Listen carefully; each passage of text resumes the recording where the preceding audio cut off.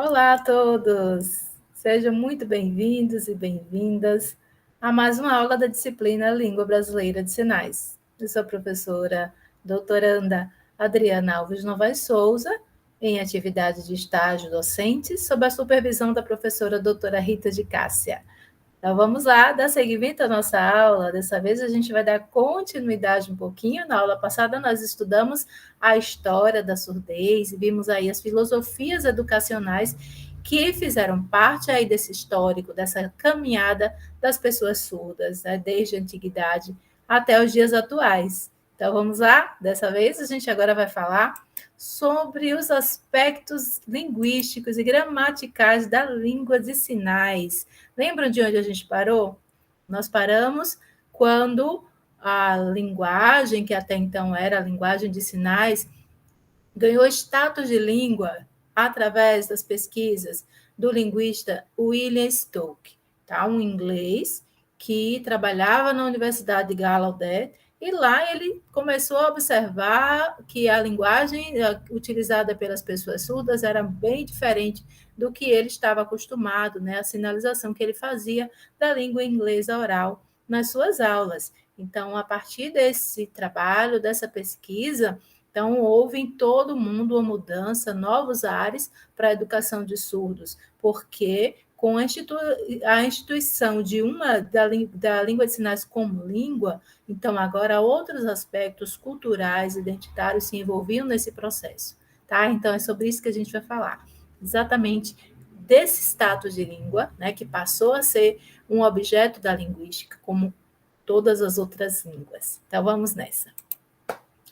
Inicialmente, né, nós sabemos que a linguística é o estudo científico da língua como um fenômeno natural. E podemos dizer, afirmar a partir da pesquisa de Stoke, que a língua de sinais é também uma língua natural.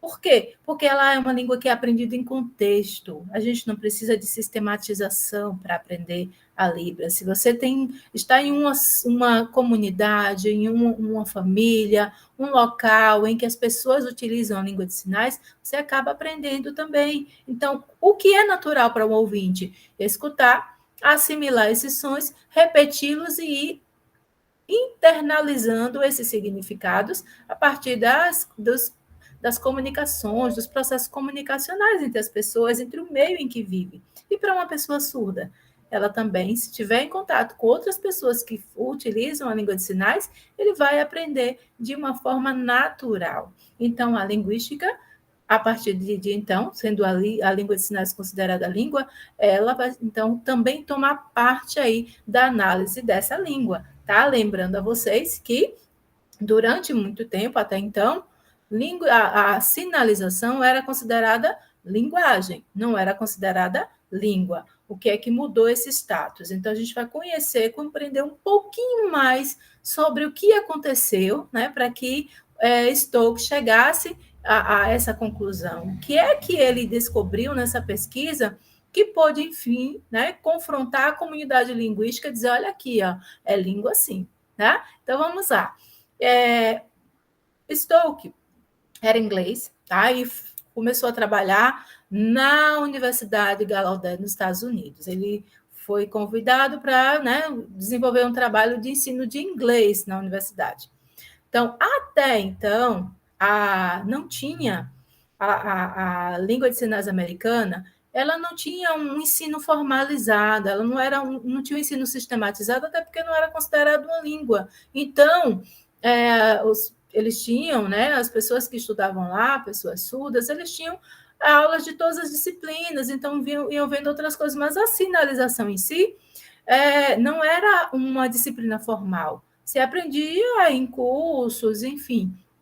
No caso dos professores que trabalhavam lá, como acontece com muitos professores que às vezes vão trabalhar no departamento de letras libras ou no ensino de surdos diretamente, Stoke não sabia a língua de sinais americana. Ele precisou aprender alguns sinais justamente para poder facilitar, né, o ensino da língua inglesa aos seus alunos. Então, nesse processo de aprender, o que ele fazia? Ele fazia uma língua oral sinalizada.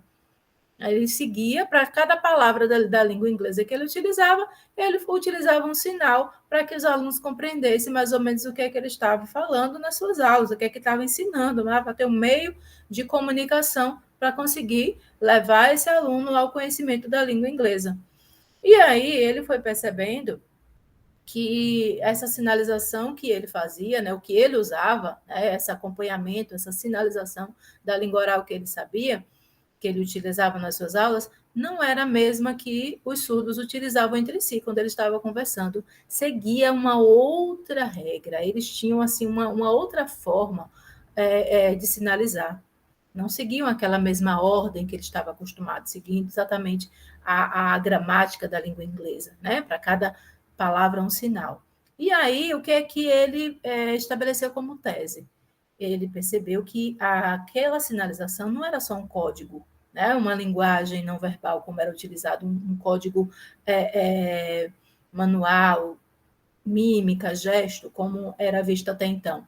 Eles eram símbolos abstratos, eles possuíam uma estrutura, e essa estrutura, quando ele começou a analisar, ele percebeu que atendia aos critérios linguísticos, léxico, né, a palavra, a sintaxe, a relação, havia uma relação entre essas palavras, nessas construções, nesses discursos que eram produzidos por essas pessoas surdas. E a partir, já que temos palavras e que elas podem ser combinadas de diversas formas, isso aí pode gerar uma infinidade de sentenças. A gente pode construir qualquer sentença, qualquer pensamento, qualquer ideia, a partir dessa língua. E foi com essa tese que ele confrontou a comunidade linguística e aí publicou, né, artigos e divulgou no mundo inteiro, e isso aí gerou outros linguistas que se interessaram, e foi assim uma polvorosa, né? É muito interessante, porque quando algo novo surge na comunidade acadêmica, muita gente fica contra, acha que não tem nada a ver, que ele estava viajando na maionese, mas muitos outros também se interessam, e ali, principalmente aqueles que já eram estudiosos da língua da sinalização, as próprias pessoas surdas que já eram formadas pelo Instituto Gallaudet, que desejavam aí dar continuidade aos seus estudos, abraçaram essa ideia e aí se tornaram também multiplicadores dela no mundo.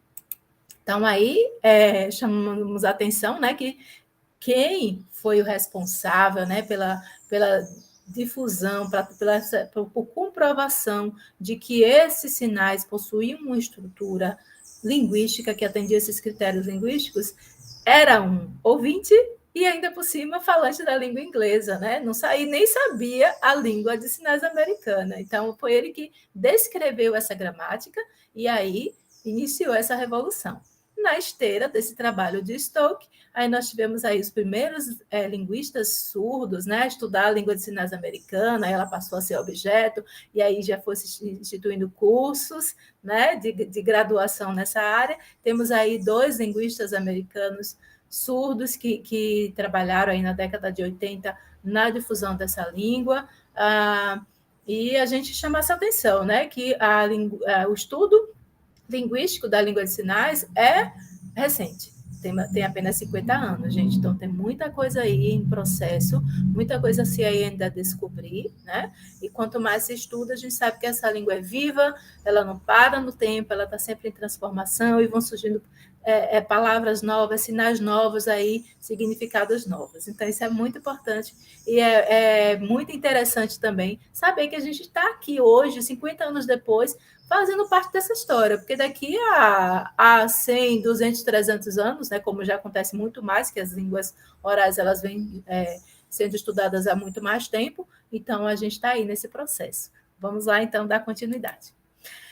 E no Brasil? No Brasil, nós destacamos aí o trabalho da linguista Lucinda Ferreira, né? Ela logo aí, né, na esteira desse trabalho de Stoke, também começou a analisar, a perceber diferenças entre a língua de sinais dos centros urbanos, das cidades, e a língua de sinais que era utilizada em uma tribo indígena, os Urubu-Capó. Então, gente, ela descobriu aqui que essa tribo utilizava a língua de sinais, foi lá investigar, e foi um achado muito oportuno para esses estudos linguísticos, porque ela pôde comprovar que a língua de sinais é, sim, natural, uma aldeia em que havia um problema genético, muitos índios nasciam surdos, e eles desenvolveram uma língua de sinais deles, justamente para que eles pudessem se comunicar, e toda a aldeia aprendia. Então, nesse caso, a surdez não era empecilho para eles, eles não eram isolados na sociedade, como acontece muitas vezes nos centros urbanos, né? As pessoas aprendiam a língua de sinais justamente para poder se comunicar com esses surdos, porque era um número grande, né? Isso aconteceu também com a comunidade americana, numa ilha de Massachusetts, eu creio, e que ocorreu a mesma coisa, já há algumas décadas. O livro de Oliver Sacks, ele fala isso, Vendo Vozes, que lá nessa ilha as pessoas tinham essa condição genética de nascerem surdas, né, surdos genéticos, e aí a comunidade também fazia o mesmo, não considerava uma pessoa um ser isolado, como a gente viu na antiguidade, alguém que era digno de morte, mas pelo contrário, era natural aprender sinalização para que houvesse comunicação com essas pessoas. Então, esse foi o trabalho da Lucinda Ferreira, né, e ela continua aí nativa nesse trabalho linguístico. Destacamos também o trabalho da professora Ronice de Miller Quadros. Ela é filha de pais surdos, mas ela é ouvinte, então é o que se chama CODA, né? Uma nomenclatura que é usada para pessoas assim, que são ouvintes, mas filhos de pais surdos. E ela tem destacado nesse trabalho linguístico também por disseminar esses estudos da língua de sinais. Inclusive, foi ela uma das idealizadoras do primeiro curso de Letras Libras no Brasil. Tá? Destacamos que, além da Lucinda Ferreira, além do trabalho da Ronice, nós temos aí a FENES, que é a Federação Nacional de Educação de Pessoas Surdas, o INES, que a gente já falou na aula passada, né, o Instituto Nacional de Educação de Surdos, são fortes organizações que trabalham aí em prol da comunidade surda no Brasil, representantes muito importantes. E aí foi todo esse trabalho conjunto, juntamente com pesquisadores, professores de universidade do sul do país, da Universidade Federal de Santa Catarina, onde a professora Ronice trabalha, que deram aí esse impulso para que esses estudos linguísticos acerca da surdez no Brasil se disseminassem. Então, olha, veja bem que em 2002, quando foi aprovada a Lei da Libras, já havia todo um processo de disseminação dessas pesquisas através do trabalho dessas professoras, especialmente o trabalho também da linguista Lucinda Ferreira. Então, em 2005, no mesmo ano em que saiu o decreto que regulamenta a Lei da Libras, a professora Ronice, junto com membros da comunidade surda, da FENES, eles criavam, e outros professores surdos também, da UFSC, né? Eles criavam esse curso à distância. O curso de Letras Libras, na sua primeira versão aqui no país, foi totalmente à distância. E isso fez com que eles chegassem a 16 estados do Brasil. Inicialmente, um curso de licenciatura e depois, logo, um bacharelado também para a formação de intérpretes. Então, não só um curso de licenciatura em Letras Libras, mas também formação de tradutores e intérpretes, né, tão necessários para a acessibilidade das pessoas surdas no Brasil. Então, aí, né, veja, todo esse trabalho desde a década de 80, e nós temos, então, em 2002, o reconhecimento da Libras como meio legal de comunicação. Língua Brasileira de Sinais só passou a se chamar Libras a partir, né, dessa lei de 10.436, do ano de 2002, né, que reconheceu como o meio legal de comunicação das pessoas surdas, né, as pessoas, o povo surdo brasileiro. E aí também determinou, né, que as instituições de ensino deveriam apoiar a difusão da Libras, as questões de saúde pública, os órgãos públicos deveriam contar com intérprete, com acessibilidade para essas pessoas, e aí destacamos que não significou, com essa lei, que a língua brasileira de sinais poderia substituir a modalidade escrita da língua portuguesa. Então, por isso que nós tivemos aí todo esse processo que a pessoa surda precisa aprender a língua portuguesa como uma língua adicional na modalidade escrita, porque ele vai estudar em escolas que são inclusivas, mas cujas avaliações e material ainda é principalmente escrito, ele precisa prestar exames e concursos, então, para o exercício da sua cidadania no país, ele precisa aprender a língua brasileira, a língua portuguesa na modalidade escrita, especialmente, o que não quer dizer que ele possa aprender na língua oral, se ele tiver predisposição para isso, tiver facilidade, seja do seu interesse. Tá? Então, em 2002, a lei da Libras regulamentou, né? Foi regulamentada, foi reconhecida.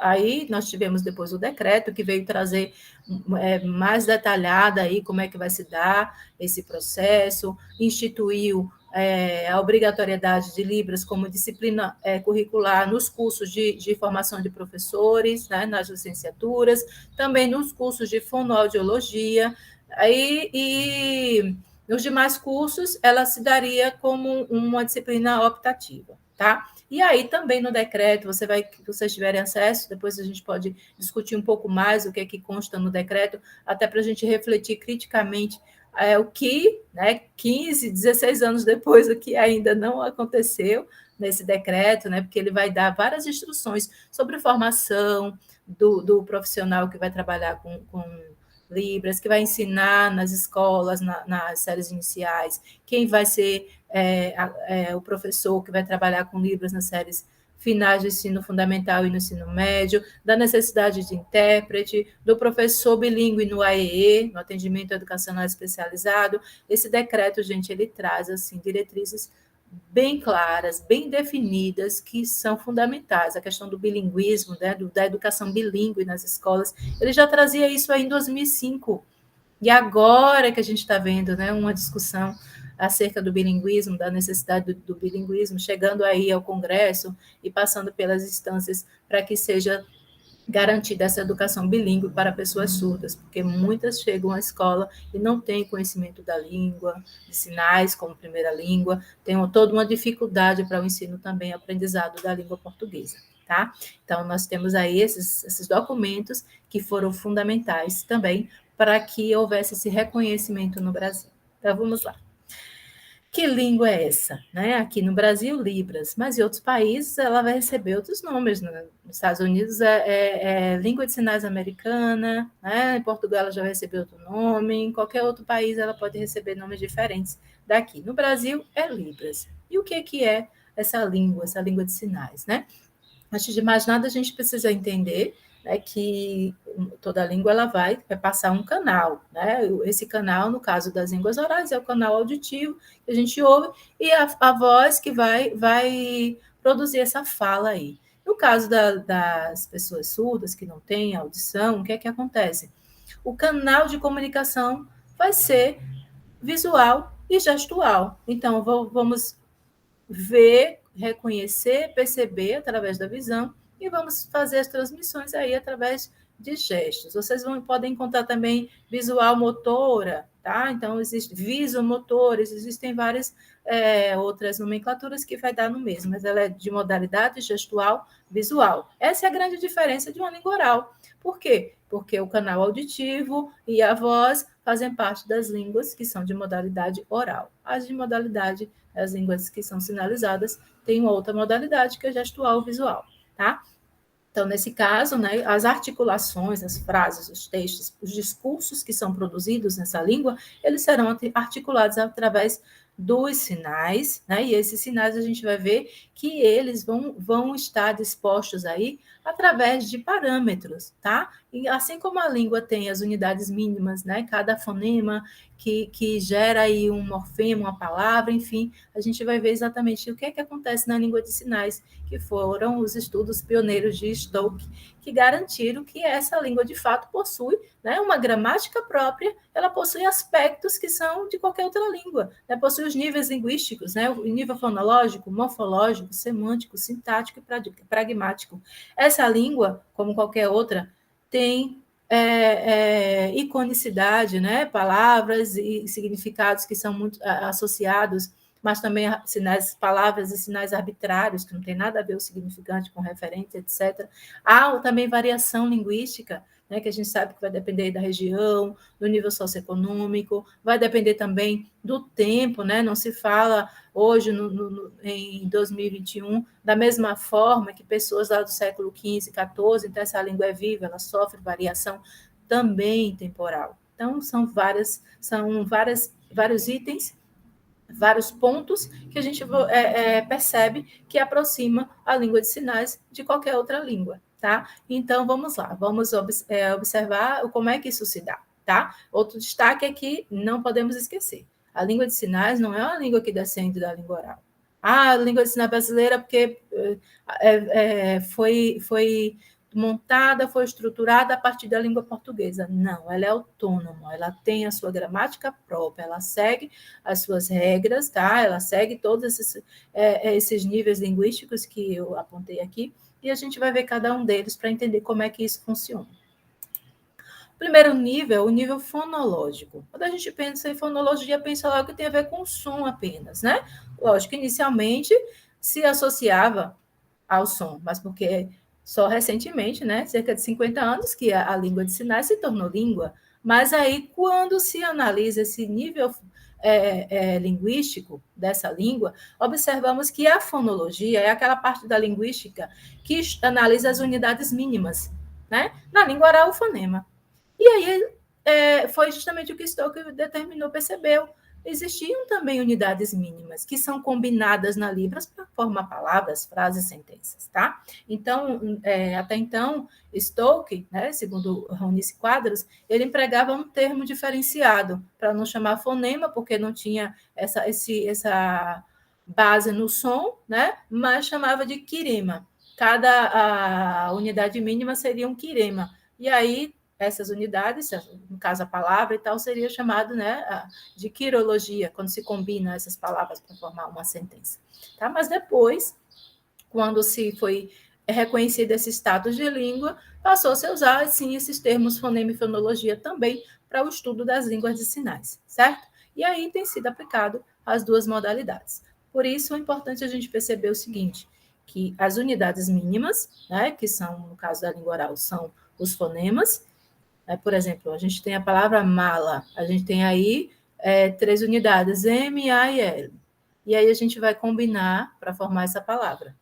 E na Libras, como é que isso vai acontecer? Né? E aí eu formo mala, se eu trocar o M pelo S vira sala, pelo F vira fala e assim por diante. E na Libras também, você tem essas unidades que, quando combinadas de uma forma diferente, né, vai se tornar um significado totalmente diferente. A gente já falou isso nas outras aulas, né? Faz direitinho o sinal, porque se você fizer assim, já vai ser outro significado, já vai, né, confundir um pouquinho. Então, é o mesmo, tá, gente? Dá no mesmo, e essa é a beleza de tudo. Quando a gente percebe que aprender Libras, a gente já tem todo um conhecimento da língua oral, pode parecer muito difícil, mas a partir de agora comece assim, deixa eu pensar em Libras, deixa eu pensar do modo que uma pessoa surda percebe, através da visão.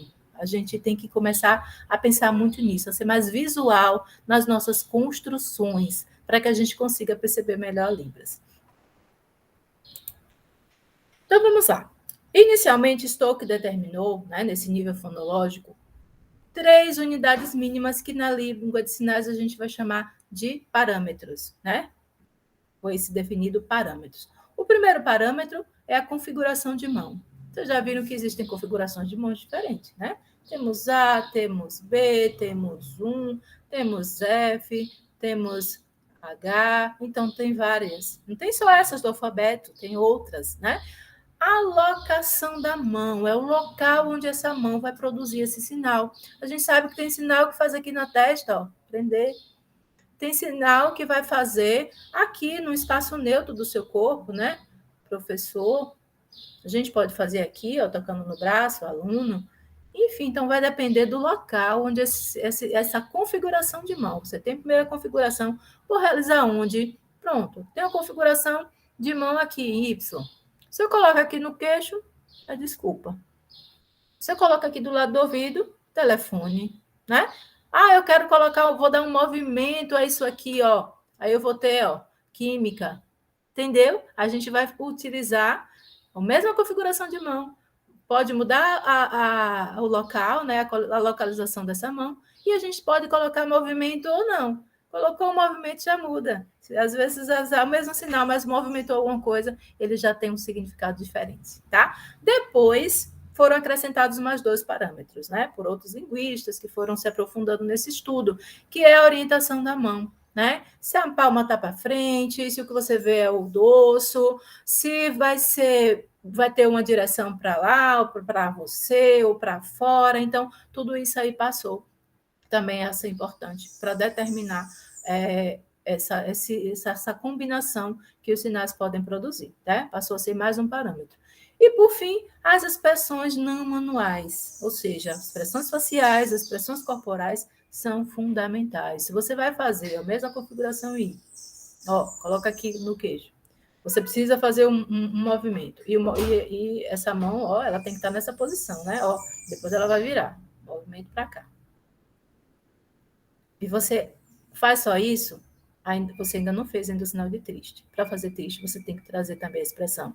Tá? Então, o triste. Então, gente, é muito interessante que quando esses parâmetros se combinam, a gente tem uma infinidade de possibilidades aí de produzir textos e discursos em Libras, tá? Vamos lá. Aí, já mostrei para você, né, como é que se aplica, né? Aí tem um exemplo da palavra sábado. Aquela mesma configuração de mão aqui, Você aqui na frente da boca, você tem o sinal para sábado. Se você coloca aqui na testa, é aprender. Então, a mesma configuração de mão, que a locação, né, a localização onde esse sinal será feito, que é diferente. Pode tocar depende, tem sinal que toca em alguma parte do corpo, tem outro que não toca, é só na direção, perto, mas não precisa tocar. Tem sinal que você vai tocar como pessoa aqui na testa, você tem que tocar. Tem outros que não precisa, a gente faz aí de seu, né? A gente vê que depende do sinal. Então, veja quantas combinações são possíveis. Aí a gente percebe que é o nível fonológico. Né? As unidades mínimas da Libra são esses parâmetros, que você vai combinando e vai formando palavras que formam frases e assim por diante. São 5 parâmetros, né? E aí eu já falei de cada um deles para você, vou só aprofundar um pouquinho mais. Olha aqui, quantas configurações de mão são possíveis, tá? Tem alguns autores que apresentam até mais do que essas 61 que estão aí, tá, gente? Eu li, não lembro agora bem quem foi o autor, que me falava que tinha bem mais que 61, né? Além dessas, existem outras configurações. Mas veja, ali você vai encontrar aquelas do alfabeto e mais, tem bem mais, né? Configurações que a gente não viu ali no alfabeto, né? Mas engarra, a mão aberta, a gente não viu, né? E assim por diante. Aquela do sinal, tem outra que você faz já diferente. Então, a gente tem aí, nessa tabelinha, 61 configurações de mão diferentes. Então, imagina agora combinar essas configurações de mãos com uma localização, onde é que vai ficar em relação ao seu corpo, né? Nós temos aí esse espaço, que vai ser aí esse canal para a gente realizar essa comunicação, fazer todo esse processo. Então, veja quanto que a gente pode produzir. Esse sinal tem um movimento, esse não tem. Então, tudo isso a gente vai ver. Então, esse é o primeiro parâmetro da configuração de mão. Aí a gente tem aí alguns exemplos, né? Já falei para vocês, tem sinal que é feito com uma mão apenas, né? Só com a mão. Tem sinal que é feito com as duas mãos, repetindo o mesmo sinal, por exemplo, namorado. Você vai fazer essa configuração com as mãos abertas, o dedo médio vai abaixar. O que eu faço com essa mão, eu vou fazer com essa, Namorado. Aí na foto ela está fazendo de abacaxi, essa configuração, a outra fazendo a mesma postura, só que uma para baixo e outra para cima. E aí a gente tem a configuração de abacaxi. Mas você pode fazer um sinal com essa mão, uma configuração com essa mão, desculpem, e uma configuração com essa. Por exemplo, o sinal de letras libras, né? Você vai fazer configuração em L de letras e essa mão aberta representando libras, sinal de letras libras. E tantos outros sinais que a gente usa. Conversar, eu vou fazer a mão nessa configuração, o punho aqui fechado, conversar. Uma mão faz uma configuração e a outra. Uma mão não tem movimento, essa outra aqui tem, tá? Então, a gente veja quantas combinações. O segundo parâmetro aí é o ponto de articulação, né? Você vai fazer um espaço neutro, como ela está colocando aí, trabalhar, né? A gente faz, não tem um lugar muito definido, é um espaço neutro do corpo. Aí pode tocar na testa, pensar, né? Ou amanhã, toca, puxa, tem um que é só tocar, né? Ah, vocês viram que eu fiz pessoa, aí ele fez, além de articular, ele tem um movimentozinho. Então, no peito, amigo, né? Ó, é aqui. Vocês viram que número também aqui, aluno aqui, né? Lembra das séries que a gente coloca aqui no ombro? Surdo mesmo, sinal de surdez, que é daqui da orelha para a boca, né? Então, a gente tem sinais que são articulados em determinado ponto do corpo, né? Em alguma parte do corpo que você tem que colocar. Às vezes tem que tocar no lugar, né? Nariz, testa, ouvido, queixo, rosto, né? Mãe, ó.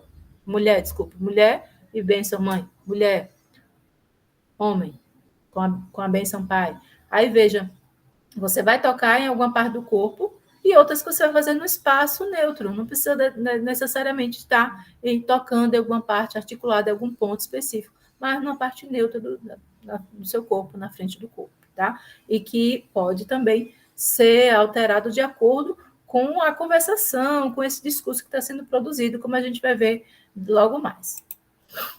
Movimento, né? Como eu falei, pode ter ou não. Então, olha o sinal de brincar, né? O sinal de brincar, de jogo, né? Jogo. Aí, brincar, jogo igualzinho. Agora, tem sinal que não precisa, né? Ajoelhar. Ajoelhar. Pronto. Não precisa fazer mais nada. Por quê? Porque esse aí não precisa ter movimento, né? Aí tem movimentos diferentes também, porque tem um movimento, tem, mas alguns são movimentos que seguem uma forma diferente. Por exemplo, um movimento retilíneo é só uma reta que você vai fazer. Então, a gente tem o sinal de encontrar, a configuração da mão em D. Aí só faz isso, ó, é reto, ó, encontrar, encontrar. Avião em Y. Aí você faz isso. Avião. Tá vendo? É reto. Não importa a direção, mas é reto.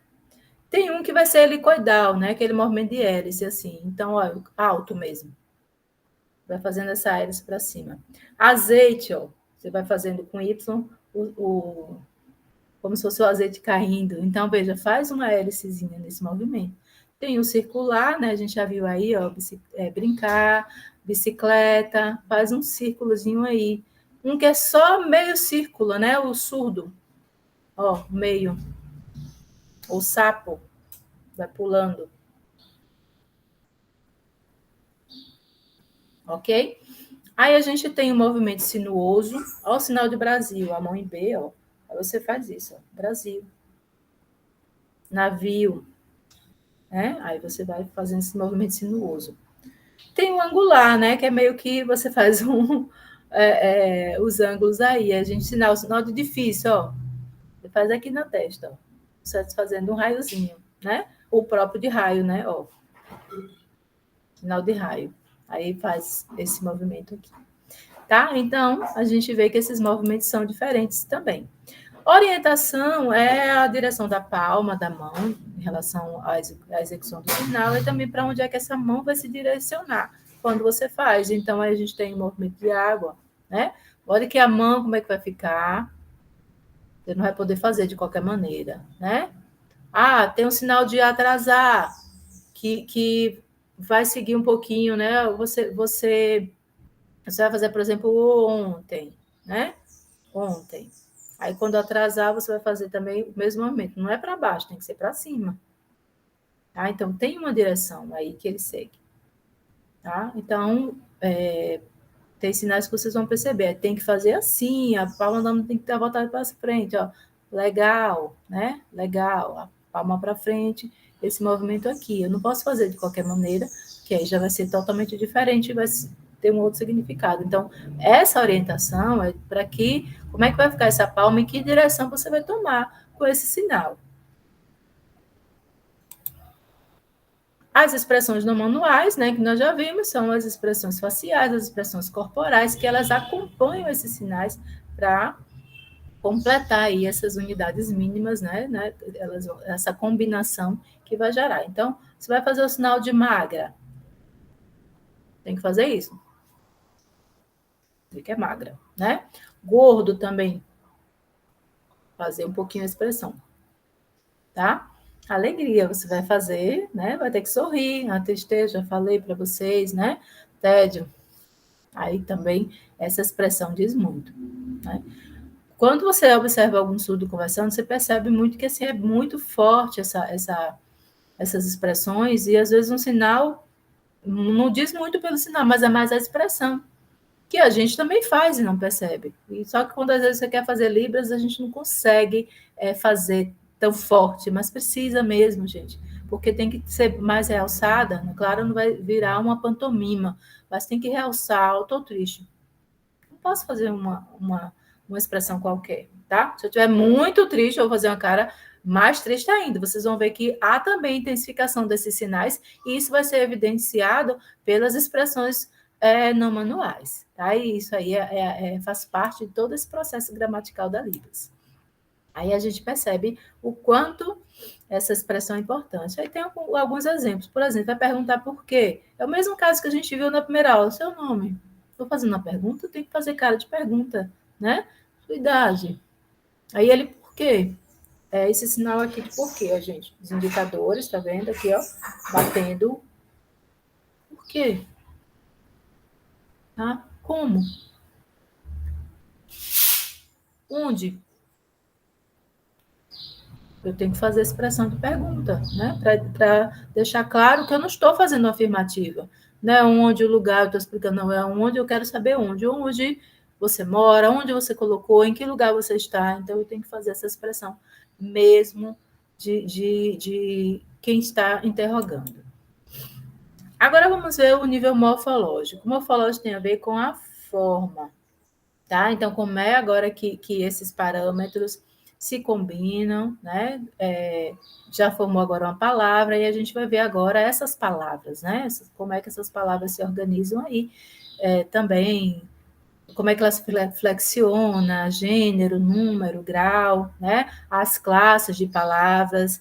Então, muita gente acha que não tem classe de palavras em Libras, não, né? Só tem na língua portuguesa e nas outras línguas. Tem sim, gente, as classes gramaticais, tá? A gente tem verbo, tem substantivo. O que não se utiliza na Libras, não faz muito sentido, artigo. Não vai usar o menino. Não tem, porque lembre que é visual, então a gente precisa colocar, enfatizar o que é mais importante, tá? Preposições também. Não faz muito sentido, né? Embora você até pode encontrar algumas sinalizações que representam, mas não se utiliza essas preposições, não tem necessidade, mas tem conjunções, as interjeções, né, que são mais enfáticas. Então, se formos analisar pelas as classes gramaticais da língua portuguesa, com exceção de artigo e preposição, existem sinais que representam para todas essas classes gramaticais, substantivos, artigos, adjetivos, advérbios, né, conjunções, etc. E flexão, porque a gente vê muito com arroba para representar feminino e masculino. Então, é porque não flexiona, basta usar o verbo e pronto. Essa é uma grande questão. Para muitas pessoas surdas é complicado, sim, flexionar o verbo como agente, presente, passado, futuro, mas na sinalização existe, sim, sinais que determinam essa marcação temporal, existem sinais que determinam gêneros, que determinam grau, número, entendeu? Vocês vão perceber isso aí. Você pode não encontrar com essas nomenclaturas que a gente está utilizando, que a gente já conhece na língua portuguesa, mas existem sinais, sim, para representar essas reflexões. Vamos conhecê-los.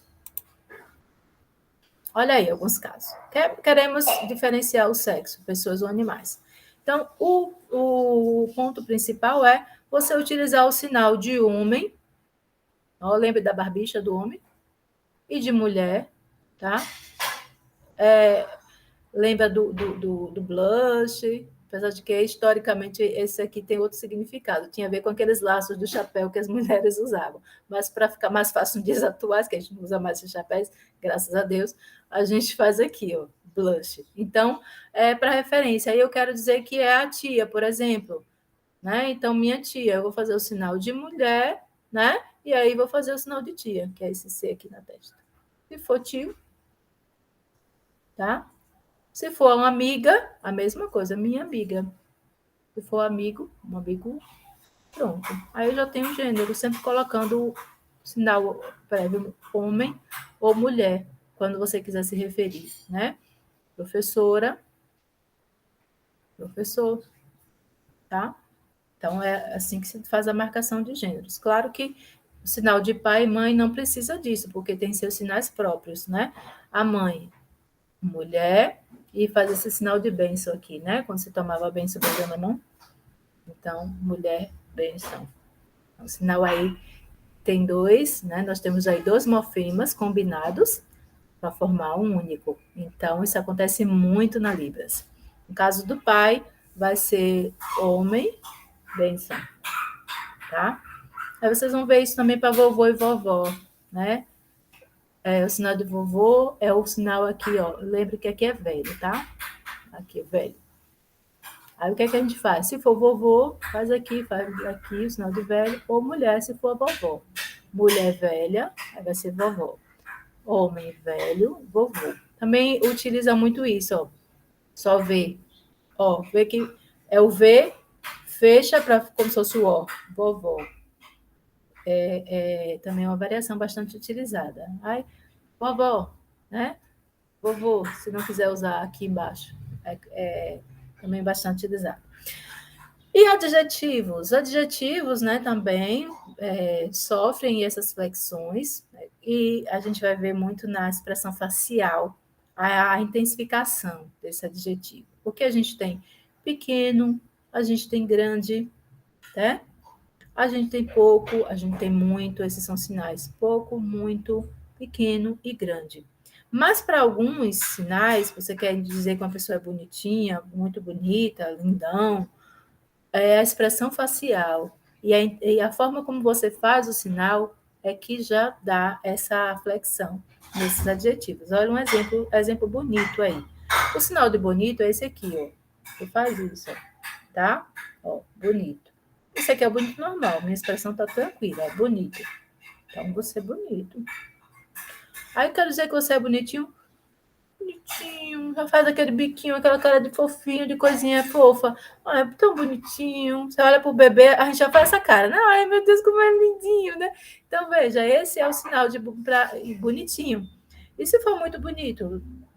Muito bonito. Aí agora, rapaz, vi aquela. Ah, que mulher muito linda. Como é que pode? Aí já você já regala os olhos, já abre a boca. Então, essa expressão já muda para indicar que intensificou, tá? Então, veja aqui quanto a expressão na manual, expressão facial, é fundamental. Então, os pronomes na Libras, né, eles são realizados, é bem interessante porque a gente tem eu, a gente tem você, né? Temos nós. Aí, alguns desses sinais, eles são intercalados aí por diferente de pontos no espaço, né, que você vai articular esse sinal. Depende de para quem você está articulando. Então, se eu estou falando diretamente com uma pessoa, eu vou usar eu, usar você, né? Eu estou falando com vocês dois, ó. Eu vou colocar essa mão aqui na mesma configuração de P. Vocês dois aí, ó, estão falando o que de mim, tá? Ou vocês três, ou vocês quatro, eu consigo até quatro. Aí vai depender muito. Quando você quer indicar, tem verbos que vocês vão perceber que isso vai ser fundamental, a direção que vai indicar para quem é que ele está falando. Então, no pronome, vocês vão ver bastante isso. Eu sou uma pessoa com que eu estou falando, então o meu interlocutor está em que posição? Tá? Se eu estiver falando diretamente com alguém, eu vou usar esses.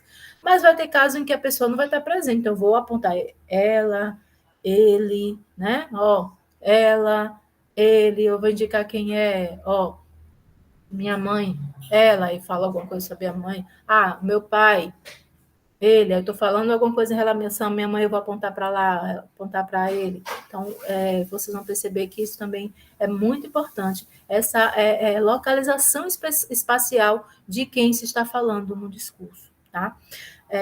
Destacam-se ainda as conjunções. Né? A gente tem conjunção na Libras, tem. Né? Tem o mas, que pode ser assim, ou mas, ou só assim com a mão também. Mas, geralmente usa aqui. Né? o porquê, que eu já mostrei, porquê, interrogativo, ou porquê, explicação, não fui, porque faltei, porque estava doente. Aí você vai usar esse porquê, né? Como, o se, sinal de S, sinal de I, rapidinho assim, se. Então, são poucas as conjunções que a gente tem, mas elas existem, né? Então, e são usadas também. Os numerais a gente já viu, não vou me repetir, porque vocês já viram, né? Os numerais, como é que funcionam. E a marcação verbal. Mas não tem na hora de escrever, as pessoas surdas não usam. Na língua portuguesa, porque é mais difícil para ele. Mas em uma conversação com a pessoa surda, ele vai marcar esse tempo certinho, né? Foi ontem, isso, né? Amanhã eu vou, hoje, né? Semana passada, ou na próxima semana, o futuro, né? Então, tem sim sinais que indicam essa marcação temporal, com certeza. Lembre que quando a gente, às vezes, tem essa ideia errônea de que, porque não usa, quando se aplica a língua portuguesa, é muito mais difícil para a pessoa surda identificar todas essas flexões verbais que existem na língua portuguesa. Cá para nós, até um ouvinte, tem dificuldade, né? Identificar todos os tempos verbais, os modos. Atire a primeira gramática, quem sabe declamar lá todos aqueles tempos, né? Flexionar todos os tempos e modos verbais sem errar nada de qualquer verbo. Sinceramente, sou professora de português, mas tem uns que eu tenho que consultar porque não são muito utilizados, então, meu Deus, é complicado. Os do dia a dia até que vão direitinho, mas tem uns que vamos combinar, né? Que é complicado para uma pessoa ouvinte. Imagina para uma pessoa surda que não tem nenhuma referência, não escuta. Os meus alunos do ensino fundamental e médio têm verbos que eles não sabem flexionar, porque eles nunca escutam esses verbos nas suas, né, no meio em que vive. Então, é verbo que assim não existe para eles no vocabulário, e isso acontece com a pessoa ouvinte. Imagina para uma pessoa surda. A gente tem que estar sempre pensando nisso, né, de que não é a mesma referência que existe para uma pessoa surda que vai acontecer para uma pessoa ouvinte. E aí, né, tem alguns sinais que vocês vão observar que vai haver aí, né, eu já falei, uma combinação de duas palavras, né, desses dois morfemas aí, que vão representar a sinalização. Então, veja, semana, seu sinal de semana, passando assim, semana. Aí você quer dizer que uma semana, né? Aí você vai colocar 2 semanas, aí você vai passando 3 semanas, você vai colocar só o número. Mas tem outros casos que no próprio você identifica, por exemplo, esse é o sinal de dia, né? 2 dias, 3 dias, 4 dias, né? Mês, um mês, né? Aí vamos colocar mês, 2 meses, 3 meses, e aí a gente vai ver que vai se unindo aí, combinando esses sinais, tá? Então, eles são compostos por 2 morfemas, o número, que vocês já viram, mais o sinal do dia, ou da semana, ou do mês, o que seja, tá? E aí, o que é que acontece? Temos sinais que se opõem ali, mas que vão se combinando para formar uma única expressão, um único referente. E a sintaxe? A gente já conhece a língua portuguesa, as relações que essas palavras têm ali dentro de uma oração: sujeito, predicado, adjunto adverbial, objeto direto e indireto, etc. Então, se combina e há essa relação entre elas. Numa oração, em Libras, também tem essas posições: sujeito, de verbo, objeto. Claro que na língua portuguesa, a gente também tem essas ordens inversas. Temos diversas situações em que o sujeito está lá no final da oração. Não precisa necessariamente vir na frente do predicado.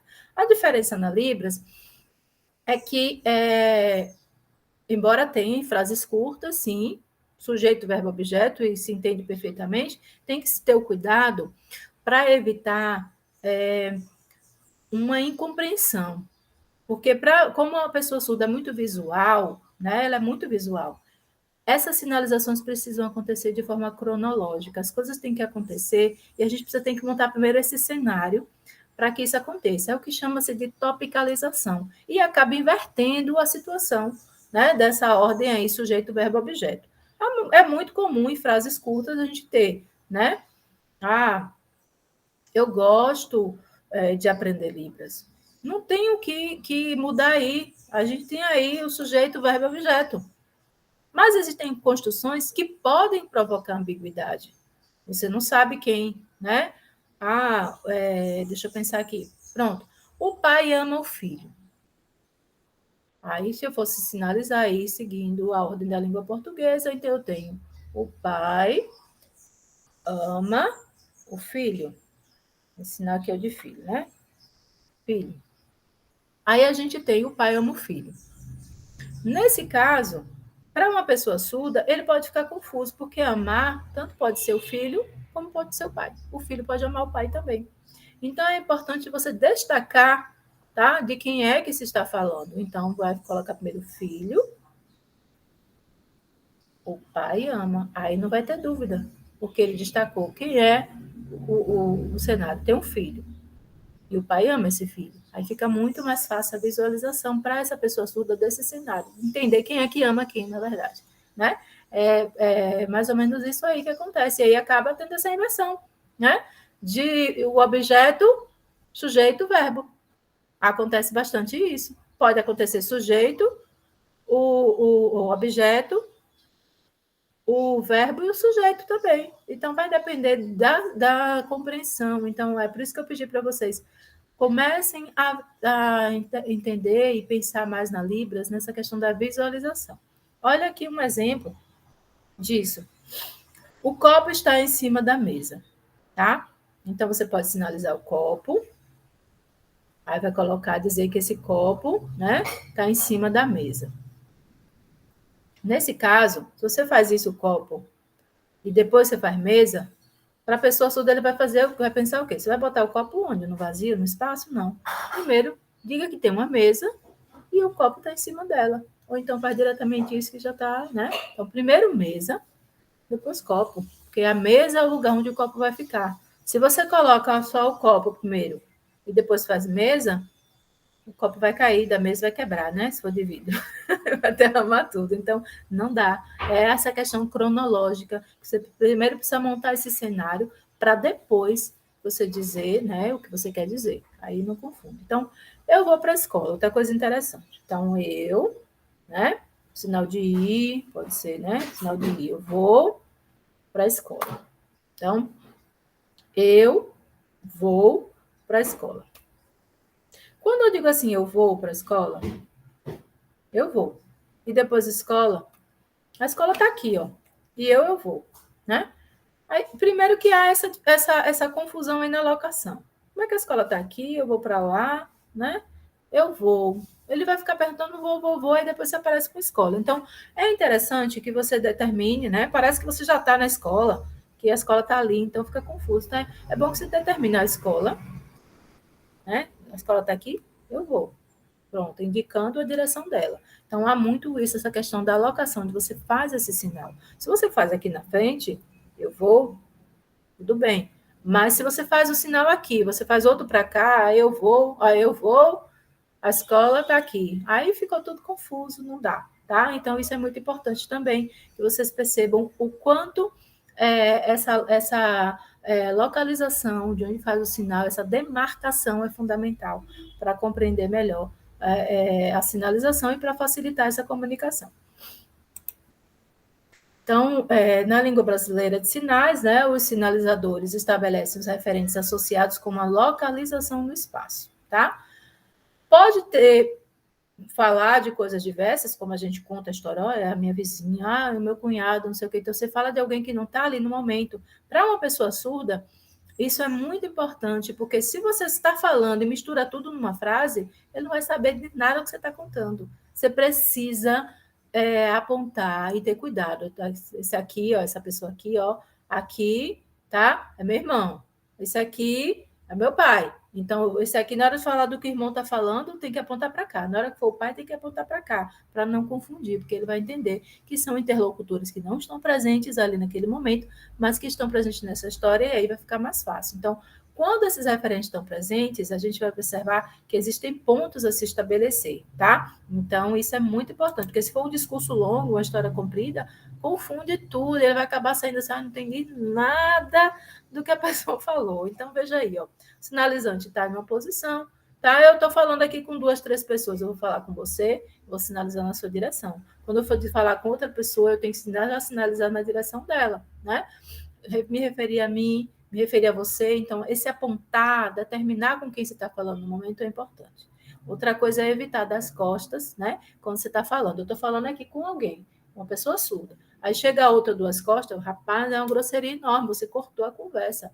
Não tem isso de como a gente fala com, né, no dia a dia. Conversa aqui, responde para isso, fala com aquele, com a pessoa surda, isso não pode acontecer, porque não fica legal, ele vai se sentir desprezado, e aí você tem que ter sempre esse cuidado. Estou conversando com a pessoa surda, termina a conversa com ele, né? Espera um pouquinho, só um pouquinho, deixa eu conversar, aguarde um pouco, aí você conversa, se for necessário, né? Mesmo para essa conversa, depois você continua. Mas se não, encerra a conversa ali, para depois dar atenção a outra pessoa, para não cometer essa grosseria, né? Então, aqui, quando os referentes estão ausentes, que eu já falei, né, de você apontar para quem é que eu estou me referindo ali, ó, ele estudar muito, ela estudar pouco. Então, quando eu apontar para ele, né, ó, ele, né, João, né, estudar muito. Já ela, né, Maria, um pouquinho, tá? Aí, veja, eu tenho que apontar para ele, a ele, João, né? Deu o livro, ele deu, esse é o sinal de dar. Se eu faço isso, dá, vai dizer que eu que estou dando. Mas se você está falando que é ele, João, eu tenho que fazer esse sinal apontando de João para um outro espaço que vai ser o de Maria. Olha, ela, Maria, ele, João. Então, ele, ó, deu para ela. Tá? Então, isso é fundamental também para demarcar essas presenças que não estão ali, porque isso não pode confundir. Na Libras tem algo muito interessante que são os classificadores, principalmente para se usar nas narrativas, né? Vou contar alguma história, então, para não ter que sinalizar aquilo tudo, então é possível você utilizar, né, uma forma que é muito próxima da mímica, sim, tá? É muito próxima, mas é uma construção também dessa gramática da Libras, então faz parte. Então, eles vão representar características físicas, né? Gordo, aí isso daí vai mostrar também, até na hora de representar, você vai usar agora a expressão corporal para representar alguma característica física, tamanho, movimento, né? E aí a gente, quando percebe que uma pessoa surda está usando o classificador, você consegue entender mesmo sem saber ela muito de Libras. Por quê? Porque é muito visual mesmo, é quase uma mímica. Então, quero indicar uma pessoa usa muito D. Então, aqui é uma pessoa, aqui é outra pessoa. Aí, isso quer dizer que as pessoas se cruzaram na rua. Então, se cruzou. Então, elas chegaram aqui, conversou, aí eu digo o que essa falou, oi, tudo bem, depois eu vou e sinalizo o que essa disse, eu faço assim, aponto para esse, sinalizo para dizer o que ele falou, sempre apontando para esse outro lado. Então, é muito interessante, porque esses classificadores, eles servem para facilitar a descrição de pessoas, de animais, de objetos, né, de verbos. Então, é uma forma muito interessante para ficar mais fácil de contar narrativas, né, mais longas, e ficar mais claro para as pessoas entenderem. Então, o rapaz estava bêbado, e aí o carro bateu na árvore. Aí eu vou fazer o sinal de árvore, que o sinal de carro, pronto, o carro veio, bateu na árvore. Ficou claro aí o que aconteceu, né? Ó, pronto. Foi muito rápido, pronto. Aí conto uma história que usaria muitas palavras, né, muitas frases, de uma maneira bem mais resumida. E aí a gente tem o que se chamam classificadores, né? Então, tem algumas regras, claro, né? Podem-se utilizar diferentes configurações de mão. Por exemplo, eu já falei o caso do carro, né? Passou muito rápido, bateu na árvore, que a árvore na frente representa o sinal de árvore, e aí o carro bateu. Então, nesse caso, né, para a pessoa surda, é uma imagem mental que vai retratar essa imagem de tudo que ele viu, e aí vai explicar com mais clareza, fica muito mais fácil para compreender. Como eu disse, classificadores é algo que você não precisa nem saber Libras e você entende, porque é muito próximo mesmo da mímica, mas tem configurações de mão. Por exemplo, a pessoa, já falei que é o D, né? A gente está ali, a pessoa está andando, tá? O carro pode ser assim, ou pode ser assim. Um animal, tá? Aí vocês vão perceber que existem algumas configurações específicas para representar também. Não é assim aleatório, não. Tá? E aí, vamos falar agora das concordâncias verbais, né? Quando é que esse verbo concorda? Nesse caso, tem verbos que têm concordância e tem verbos que não têm concordância, tá? Tem os verbos que realmente não vai ter concordância, não. Então, conhecer, conheço, ela conhece, né?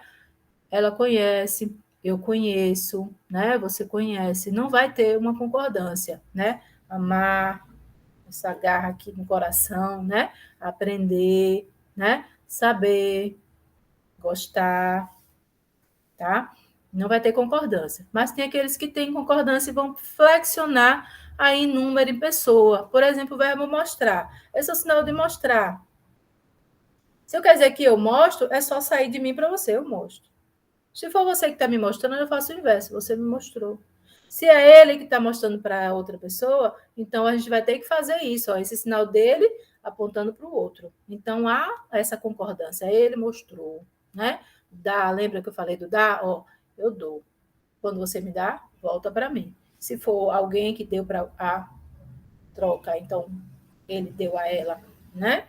Responder também, eu respondi, você me respondeu, ele respondeu, né? Perguntar, eu pergunto, você me pergunta, ele pergunta para ela. Então a gente essa mudança, né, de direção, né, é que vai determinar a concordância em número, em pessoa, em aspecto. Olha aí o exemplo, né? Dizer ou avisar, eu aviso, eu digo, você me diz, ele diz para ela, ou eu avisei a todo mundo, tá? Uso os dois assim, então foi avisei todo mundo, pronto. Então veja que há sim uma concordância na Libras. Aí são, continuando os verbos com concordância, né? Aí vocês vão perceber que eu pergunto a você, eu já falei, né? Então eu pergunto a você. Existem verbos com flexão para locativo, né? Para localização da coisa, que não só tem uma direção para você seguir, mas também tem o ponto de articulação onde ele deve ser feito para facilitar essa flexão, para você entender. Então, lembra que eu falei do copo sobre a mesa? Né? Vou colocar o copo sobre a mesa. Então, a mesa, o copo. Então, veja, o copo foi colocado em cima da mesa, ou colocar o copo em cima da mesa. Então, a localização é fundamental. Né? Dá essa direção e mostra, né, onde é que você vai articular. Você não vai botar em qualquer lugar. O copo está aqui, ó, na mesa. O outro caso é o verbo flexionar em gênero. Tá? Então, isso aí vai acontecer principalmente para diferenciar de pessoas para animais e para veículos, por exemplo, né? Então, a pessoa anda. Então, ela andou, uma pessoa. Se eu faço isso, é uma pessoa. O veículo, lembra que é assim, ó, você pode fazer assim, ou você pode fazer assim, em configuração em 5, né? Se for um animal, aí você vai fazer meio que em garra. Também pode fazer em 5 para animal, mas geralmente é em garra, assim. Andar, animal para representar que ele tem as 4 patinhas, né, no chão. Aí vai mudar dessa forma. Alguns verbos vocês vão perceber que é possível fazer essa flexão para a pessoa, para diferenciar, né? Na verdade, é mais de pessoa para animal ou para objetos, tá? E aí é uma forma de flexão também. Existem verbos que se modificam, né? E aí você vai perceber que tem as diferenças quando tiver a negativa desse verbo. Então, quer, eu quero, quero. Quero, não, aí você faz isso, ó. O não quero é só virar esse querer, né? Saber. Sei, né? Sei não. Eu gosto. Não gosto. Aí você vai fazer também essa cara de que não quer, né? O verbo, esses aí a gente vê que faz uma modificação, ou acrescenta o não. Tem aqueles verbos que tem também uma incorporação, né? Ao mesmo tempo, como é o caso de ter, não tem. Só faz isso, não tem. Entender, Não entender. Aí eu tenho que fazer isso balançando a cabeça, né? Poder, eu posso. Posso. Pode. Já não pode é aqui, ó. Em V na garganta e tem que balançar também. Não, não pode. Tá? Então, veja, além de fazer o sinal, ele incorpora o movimento ao mesmo tempo. Não tem, não entendi, né? Aí tem uns que é diferente, querer, não querer, né? Saber, não saber. Aí você faz o e coloca o não, não saber. Aí o gostar, não gostar, tá? Dá essa tira de si. É assim que faz essas modificações na raiz do verbo. Tem também a modificação que é interna, né? Então, veja, a anterior era uma modificação por adição, a gente colocava aí uma negativa para modificar. Esse aqui, né? A gente faz aquela mudança pela pessoa do discurso que vocês já viram. Eu aviso, ou eu digo, você me avisa e assim por diante. Eu aviso todos, né? Tem verbos que você vai fazer mudança alterando essa velocidade, porque existe esse sinal aqui para muito. Mas eu posso dizer que eu gosto muito, mas eu posso apenas modificar aqui a velocidade do movimento para indicar que é para gostar muito. Gostar muito, muito, muito, muito, muito de você. Ah, ando devagar. Aí eu vou lá, andar bem lento, fazer esse movimento bem, com a velocidade bem mais reduzida para indicar que está andando devagar, né? Ou andar rápido, né? Comer. Comeu muito rápido. Então, são esses intensificadores que basta você alterar a velocidade e aí você tem aí a modificação no verbo, né? Comeu muito rápido, comeu rapidamente. Aí tem também a questão da flexão, né? Para gênero, né? A pessoa caiu, eu caí, ela caiu, que vocês vão fazer aí a concordância, né? Mais ou menos fazendo um pouco como os classificadores que eu já falei, né? Tem alguma configuração específica que você já vai fazer o movimento, né? Para justamente ficar claro. Então, eu caí. Já faz essa ideia de que está ali, ó, e caiu. Caiu, né? O copo caiu da mesa, tá? Caiu. Então, você já vai fazer essa alteração nessa flexão, né? Ele caiu da mesa, marcando, né, animada a pessoa, e inanimado, uma coisa, um veículo, a gente vê que são seres animados e inanimados, mas vai ser um movimento parecido, caiu, né? Aí a gente vai ter essas alterações também nas formas verbais.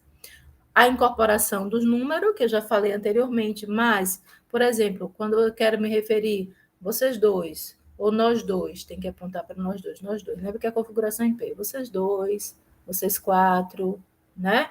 Ontem, se eu quero fazer anteontem, quando eu for levantar, eu levanto 2 dedos para indicar anteontem, né? Um dia, cadê aqui? Se for 2 dias, eu vou fazer isso, 3 dias, tá?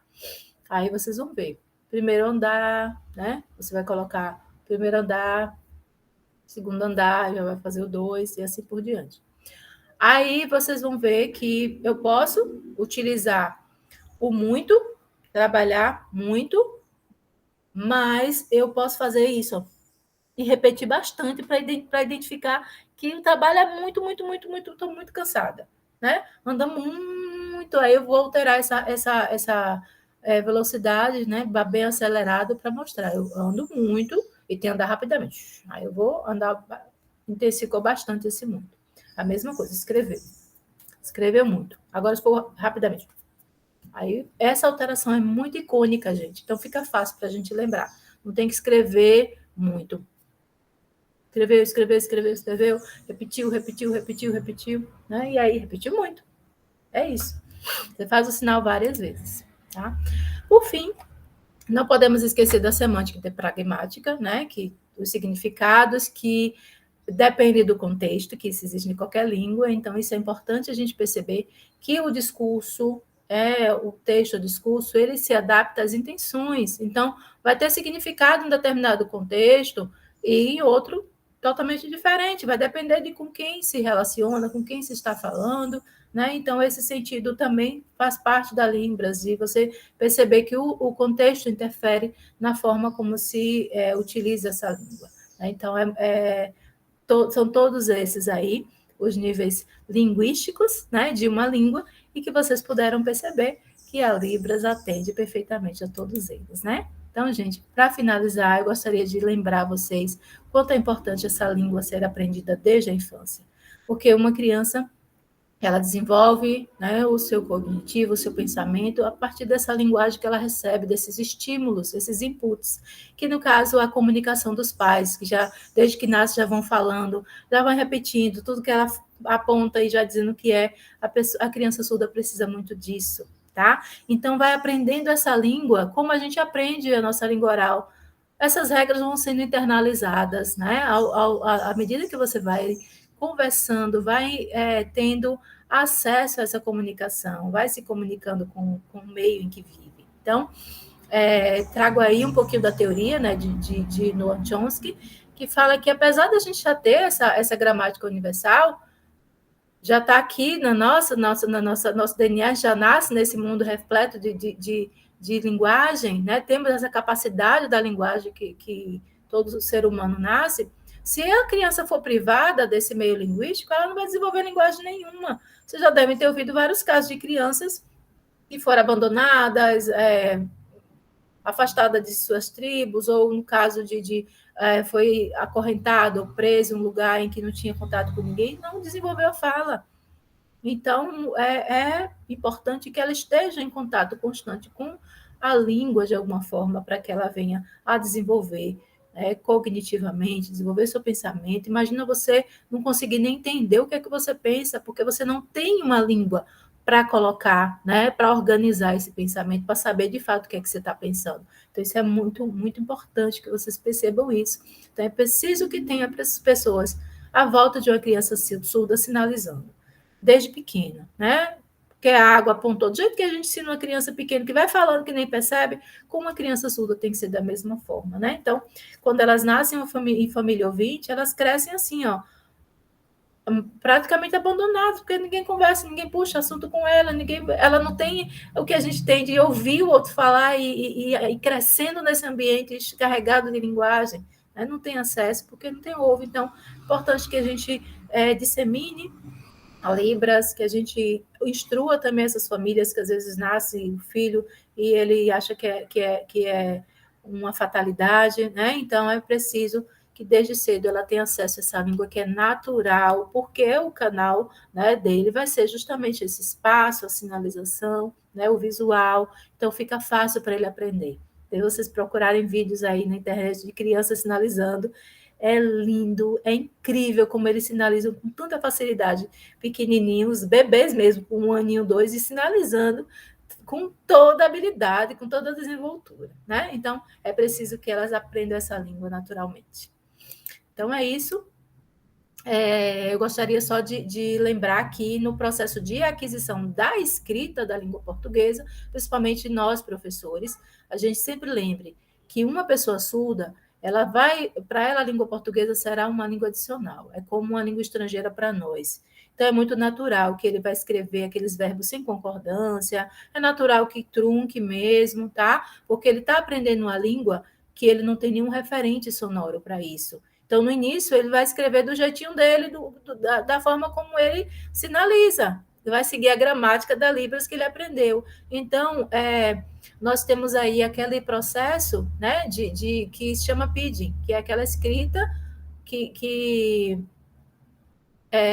segue um pouco dos padrões da que a pessoa conhece da sua própria língua. Então, está com a estrutura de outra língua, que não é aquela do aprendizado. Tá? Então, é esse intercâmbio, essa mistura que acontece quando você está aprendendo outra língua, que mistura uma palavrinha daqui, outra dali, segue uma estrutura da outra língua, e o importante é que a comunicação aconteça. Tá? Então, é importante, tenho esse olhar cuidadoso, olhar para a escrita da pessoa surda, olhando para ela, a vivência que ela teve, o que é que ela aprendeu dessa língua, qual foi o contato que ela teve com ela, com que idade, porque eu não vou poder exigir de alguém que, sei lá, como o Juliana, já adulto, é que foi ter contato com a língua, você passou anos da sua escolarização ali, né, sem um conhecimento dessa língua, aprendendo palavras soltas da língua portuguesa. Então, não posso exigir que ele tenha uma escrita condizente com uma pessoa ouvinte, né, que escreve, né, desde cedo essa língua portuguesa. Não esqueçam disso. A gente precisa ter esse olhar sensível, né, para que essa escrita dele não seja estigmatizada. Tá bom, pessoal? Então, aqui são algumas referências que eu trabalhei para essa aula.